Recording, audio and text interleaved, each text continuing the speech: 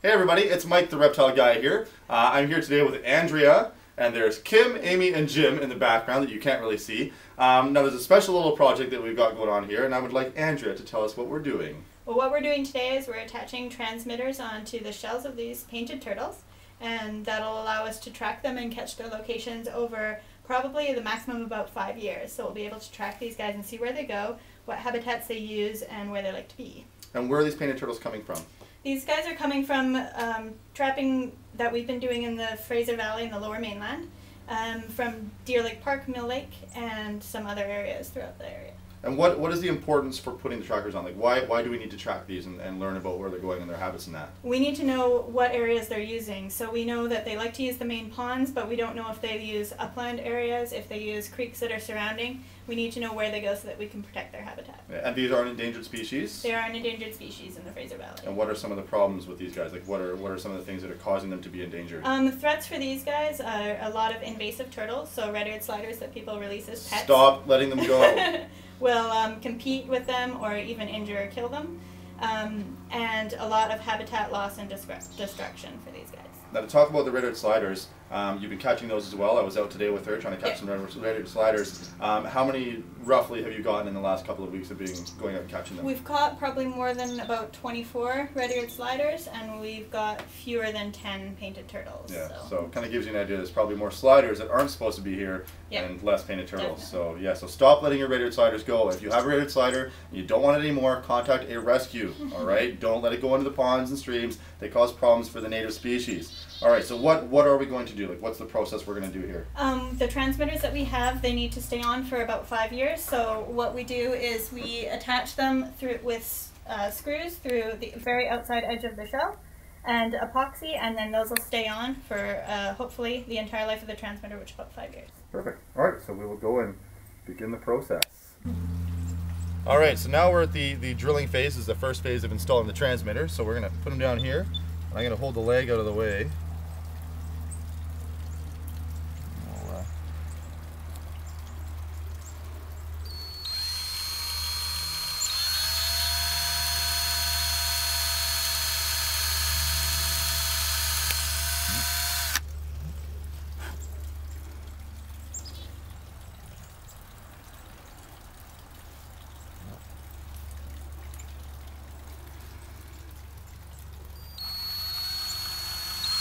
I can tell this is going to hurt my finger already.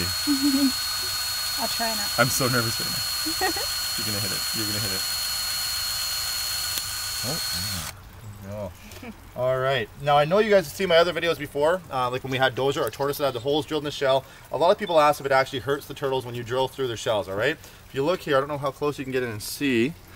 There is actually blood in there. We had one of the ones we did earlier, there was actually a lot of blood in the shell. They actually do have blood vessels and nerves running all through the shell. So by drilling holes, it is uncomfortable for them. It does hurt them a little bit, but in the long run, it's better for these guys. You know, we are putting them through a little bit of pain, but it's better for the species that, you know, we can actually get these records and that and track them. So hopefully we can help the species out.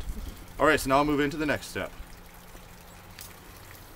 Okay, so what we're doing now is we've got some disinfectant inside the wound, inside the little hole.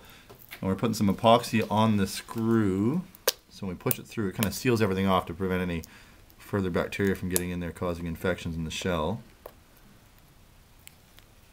This is not as easy as it looks. A lot of practice.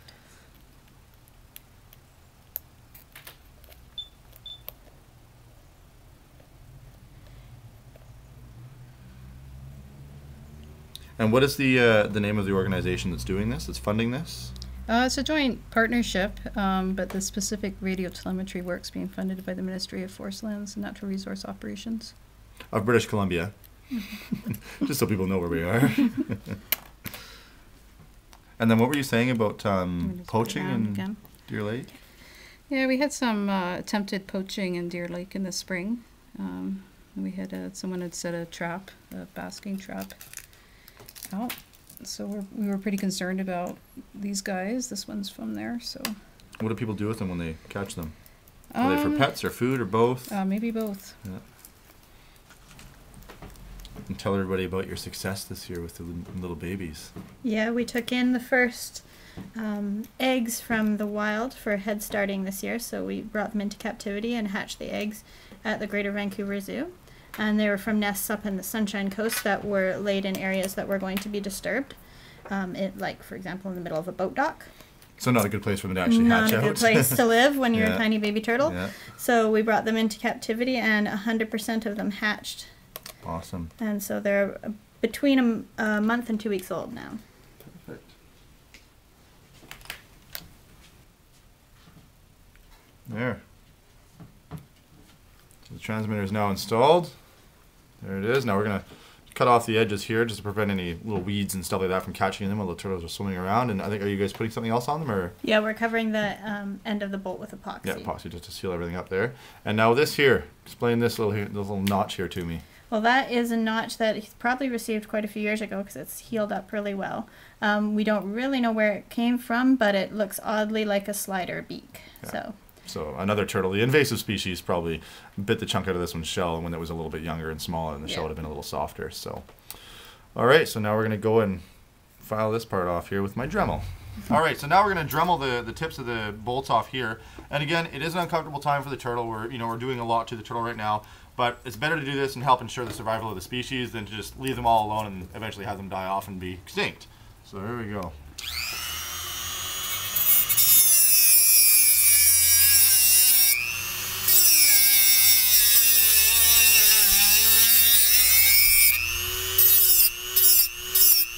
And yes, I should be wearing safety goggles of some sort. There we go. Do this side here. Do you want to just hold the antenna out of the way for me, if you wouldn't mind? I gotta get in this way. There we go.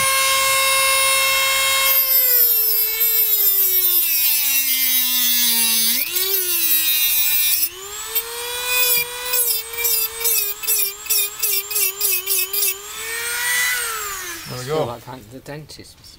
There. All right, so my camera cut off earlier. The battery died, so I didn't get to show you the finished product. But this is all done now. So the transmitter is installed. The screws have been cut off a little bit, or the bolts have been cut off a little bit there. And there's some epoxy over top just to kind of seal everything in there. And now we're going to let this turtle go in, sorry, I was going to say Mill Lake. We're in Aldergrove. What is this body of water? It's the only lake currently left in Aldergrove Lake Park. Okay.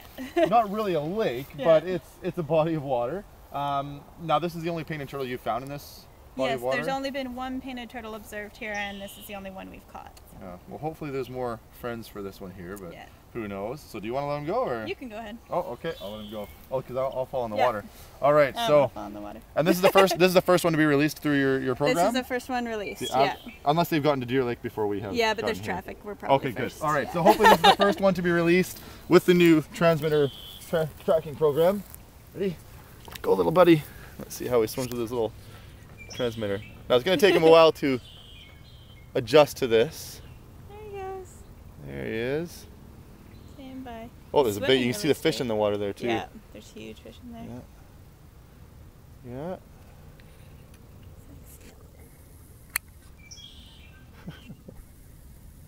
Yeah, he's having no problem swimming at all. Yeah. Good. Awesome. Well, there we have it. There's the first one. So hopefully we get some. Well, yeah, you guys will get some good results from Yep. it and get what you want. He's So, got a 5-year transmitter on, so lots of work left on yes. this guy. All right. Well, thank you for letting me take part in this. Appreciate problem. it. Thanks, All right. Mike. Thank you.